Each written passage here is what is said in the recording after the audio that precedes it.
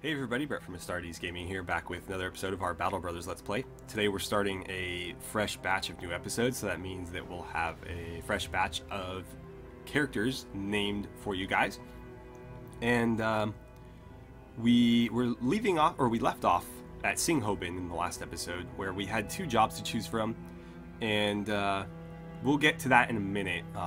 I'd like to show you the names first, and before I show you that as well, I have kind of a funny story for you guys. So I had sat down to record this batch of episodes, and when I was attempting to record this one, apparently I'd hit the wrong button. If you've ever used OBS, the stream button and the record button are right next to each other, and apparently I started live streaming this for about 20 or so minutes without realizing it. I didn't know I was, live. And so, had the game not crashed on me, I probably never would have known that it was live, or at least not until like well after the video was done. So, the whole time I was live, and apparently a couple people joined like the live stream and they were talking in chat, and I had no idea that this was going on. But the game did crash right in the middle of the battle that we were fighting. So the episode was pretty much lost at that point anyways.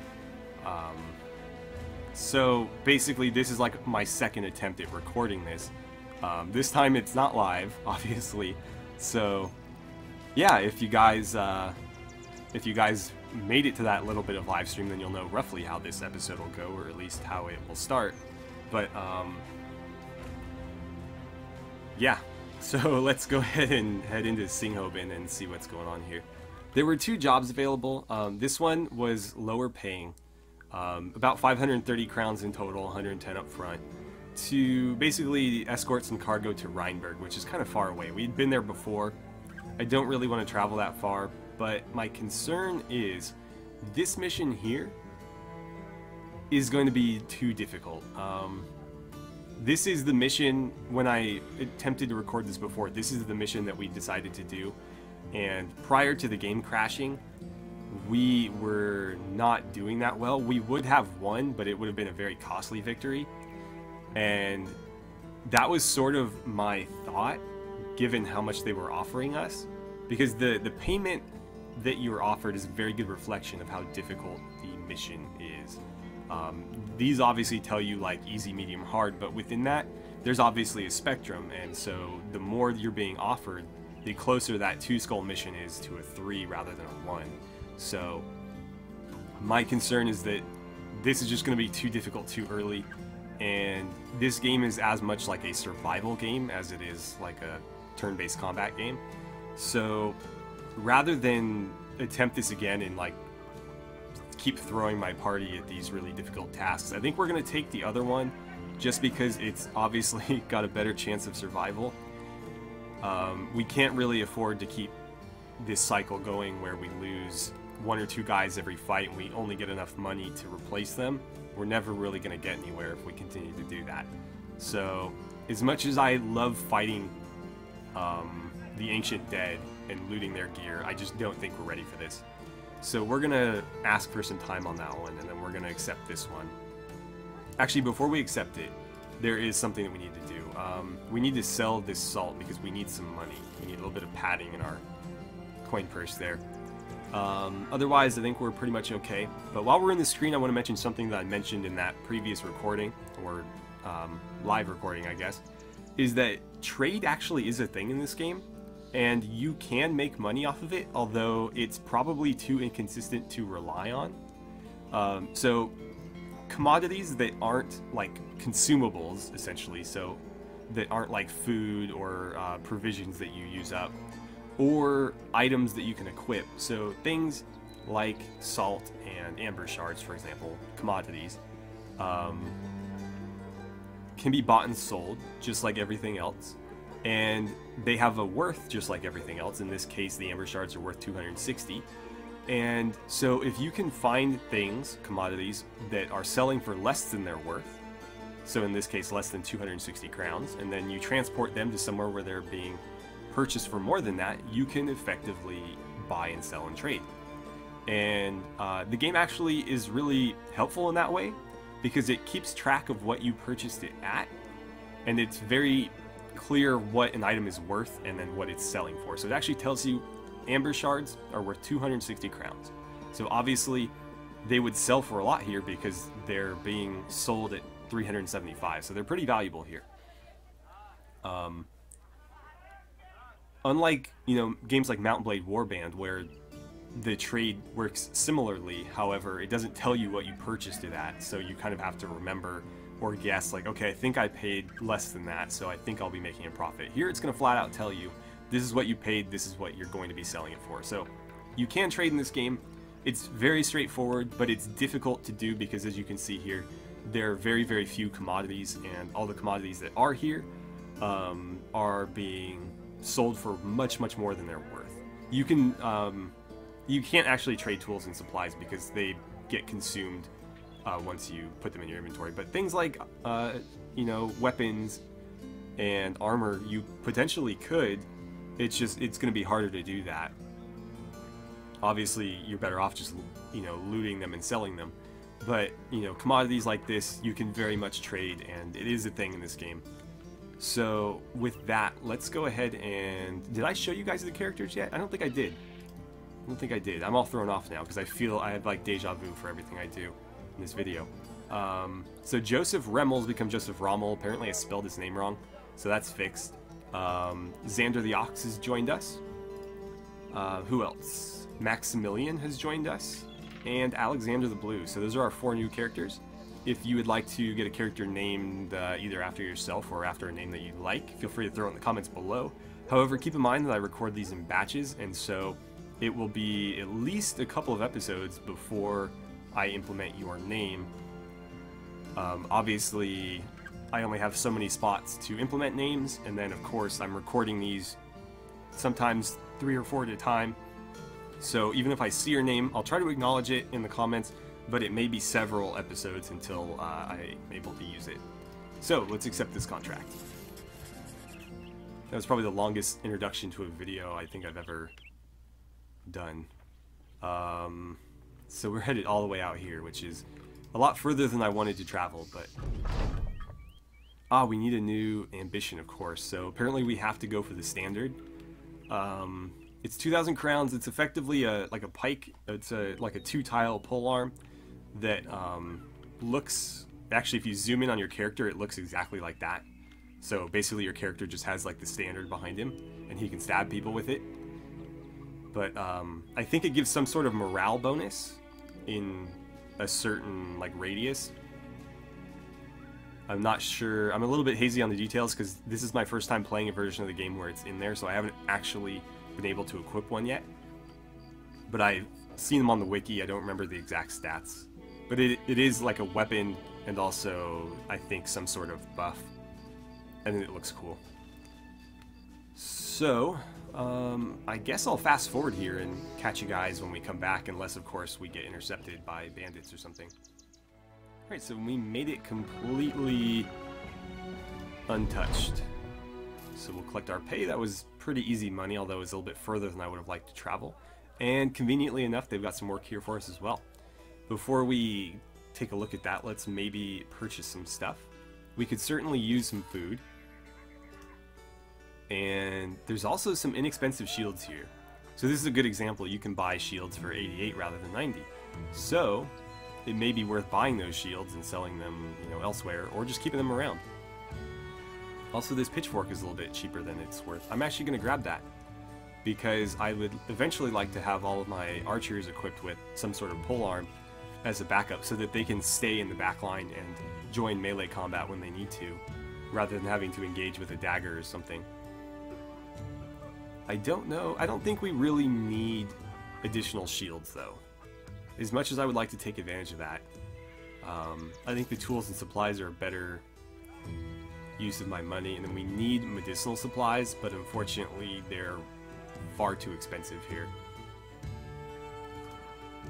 So, let's see, let's give you a pitchfork. And for future reference, as a backup weapon for my archers, the best weapon in my opinion is the jagged pike. I'll go into more detail when I recover one, but it's the pike used by goblins. and it's very lightweight in comparison to all the other polearms. It statistically is very similar to the normal pike. I think it does slightly less damage, but it has a higher chance to bleed enemies. So I really, really like it, especially if you watch the later episodes of our last playthrough. They really like bailed us out in certain situations with orc warriors and stuff, because we were able to bleed them to death rather than having to just, like, you know, constantly wail on them. I might want this shield. You know what? We're gonna grab it. The sooner we can get our guys some kite shields, the better.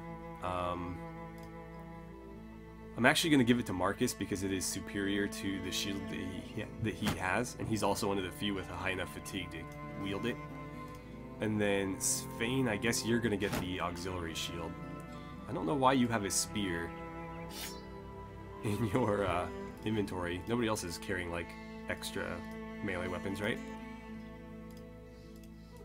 Okay. Alright then. I don't think we need anything else. So, what's this job? Blah, blah, blah. What am I doing? 310 crowns. I want more. Whatever it is, I want more. 330, okay. Oh, we're fighting undead. But this is a much easier mission, so I think we'll be okay here. I'll accept that. Now, where are we headed? All the way south, okay. This is going to be the Ancient Dead as well. They're really laying these guys on us, aren't they? It could be in part because I didn't want to spoil this, but I chose the, like, undead invasion for the late game thing that happens. You can do like a greenskin invasion, an undead invasion, or like a war between all the various factions. I wanted to do the undead first. We'll do a different one every playthrough we do. I think it's because I chose that one that we're facing these guys so often.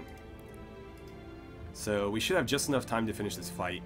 At least I'm hoping we do. If not, I'll probably trim some of the other preamble at the beginning. We're not really well equipped for this, though. So one thing that I've learned, or I mean, I knew this, but I just sort of ignored it prior, is obviously piercing damage is not very effective against the undead.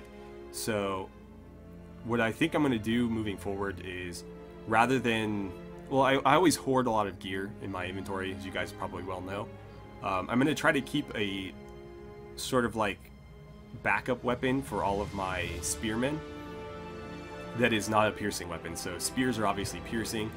I'll keep like a sword or like an axe around for them, so that they have something that can fight undead whenever we need non-piercing damage.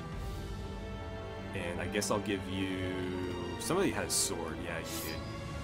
So you can have a spear as your backup, and you're gonna get the sword.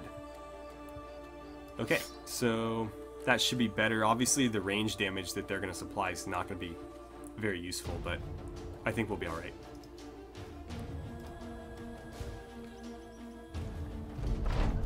Alright, so here we go. What are we facing? Many ancient auxiliaries. This is gonna be fun.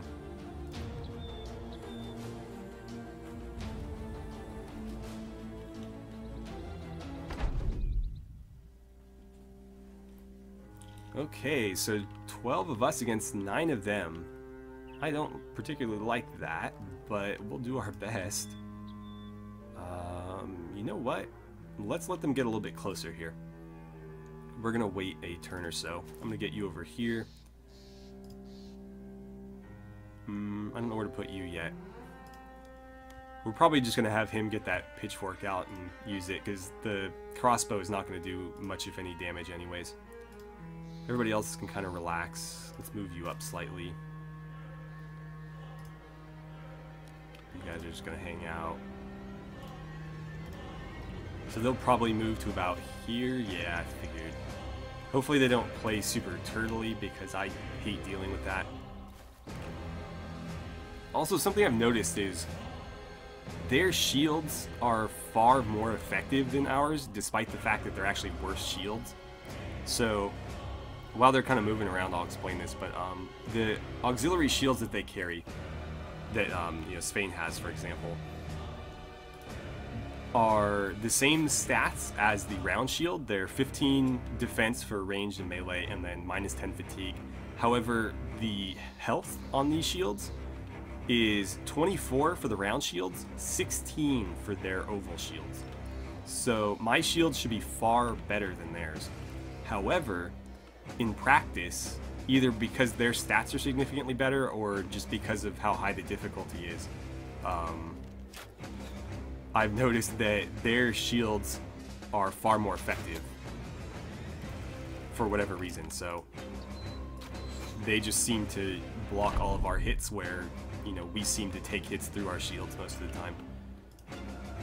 So yeah, I'm not entirely sure why that is, but I would probably wager on it being the stats. Actually, I should be getting their shields up and then waiting, because they can attack. If they move too, they can still either swing or raise their shield. They can do one or the other, but not both. So my guys need to have their shields ready, because they can move in and hit us pretty hard if they want. Let's have you end your turn, I guess. I'm going to move you to there and have you get this out, because we're going to need you to help. And that's going to be a lot more effective than your crossbow is. Keep that shield up. Can you hit somebody? Anybody? Like, every little bit of damage helps, but it's not going to be much. I mean, again, I'll take whatever. Raymond is sticking out like a sore thumb without his shield. I'm almost tempted to just give him one at this point, because he has been... I think he's already been essentially killed once, and he managed to survive it. Yeah, this is not going well already. Okay, so shield raised and then bludgeon him. Cool, so that's one-shot kill. It's one less to deal with. Up here, keep that shield nice and high, and let's deal with him first, because he doesn't have a shield. Raymond, there's two options here. I can try to kill this guy quickly, so that it's one less person attacking him.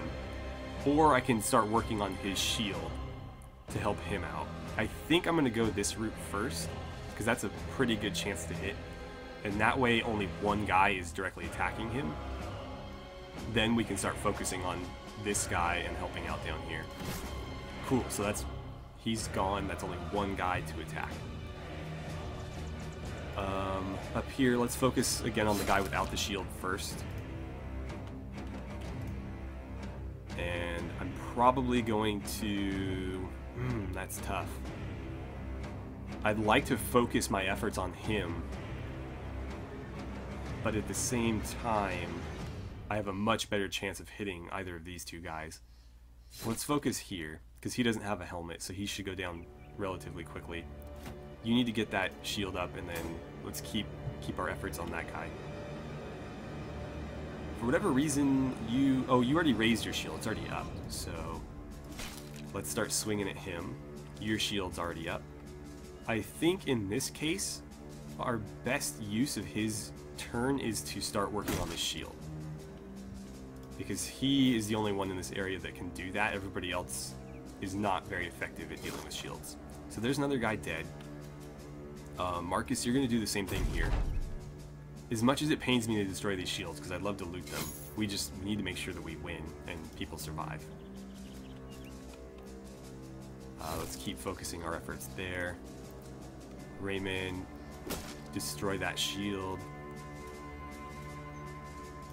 So you only have one choice, so start attacking him. And I guess I'll have you fire at that guy. Okay, it broke his shield. I'll take it. I'll take it. I don't know. It's got to be one of these two. I'd love to shoot at him. It's not going to do much damage anyways, so let's just go there, I guess. Our middle is actually doing fairly well. It's the flanks that are the concerning part. Svane's he's hanging in there, though. Anton, despite his superior shield, is not doing so well. Oh, I would love a kill right there. Oh, yeah. That dropped his shield, too. That's interesting. Alright, well, Xander, why don't you come help out here now? Or not. Joseph, keep that shield nice and high, and you're going to keep working on his. You know what? Marcus, finish that shield off. That way Kronar can come in and just wail on him. There it is. Anton, keep that shield up, and I guess just miss wildly. There we go. So, down here, I guess, go after him, since he doesn't have a shield anymore. And Raymond, if you could have finished him off, that would have been fantastic. Let's see, Albrecht, you're going to probably want to move into there so that you can help out.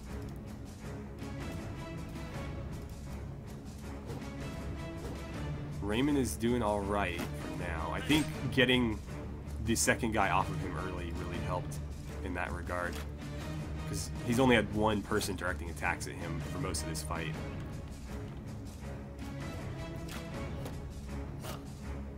Svein is probably going down if we can't bail him out here. We're going to be pretty aggressive to try to save him. Oh, these poor shields, I want them so badly. And I've had to destroy them for the greater good. Marcus, since you are full health, full armor, you're diving straight in. Probably should have gone here, actually, so that he would have had an easier time moving in, but too late now. Let's have you... I think they've got that. Right? I think they can handle it between the four of them. So, Kronar, you're going to start moving this way. Anton, you should be able to finish him, actually. And there goes Svein, unfortunately. He did so well, too. It looks like we were able to at least retrieve his sword and shield. So let's start moving everybody else in. Unfortunately, all the money that we're going to get from this job is going to go straight to replacing him. Which is, you know, the difficulty of this game is that a lot of the times you're basically only making enough money to replace the guys that you lost in making that money. Go ahead and shoot him point blank.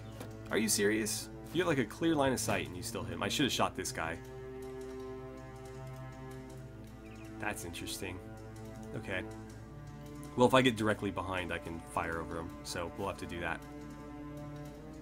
Let's see, why don't you slip in right there? We need more axes on these guys. Okay, so he's down. We got one guy left. Just a matter of getting through that shield at this point. Alright. Can you hit? Cool. As long as we keep getting body shots, we'll be alright. He doesn't have any armor, so if we hit him in the torso, we're good. If we hit him in the head, we're going to draw this out longer than we need to. Just kind of hoping we can get him off of Alexander there, but I think we'll be okay. You know what? Get that shield out of there. Yeah, I mean, he's going to hit us hard, but everybody surrounding him, I think, is healthy enough to take a couple shots. There it is, okay. So, Svein did die. He didn't manage to pull through on that one. As far as loot goes, pretty pathetic, actually. We recovered an additional auxiliary shield. We actually already had one, so we only gained one.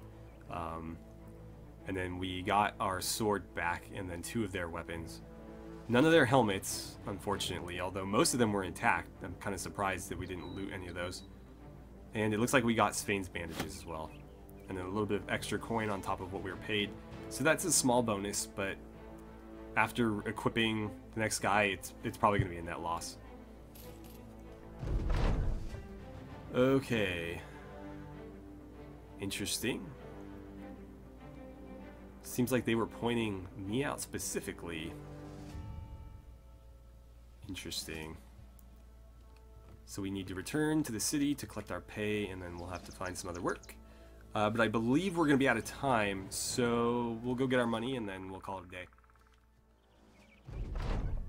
Alright, so 330 crowns.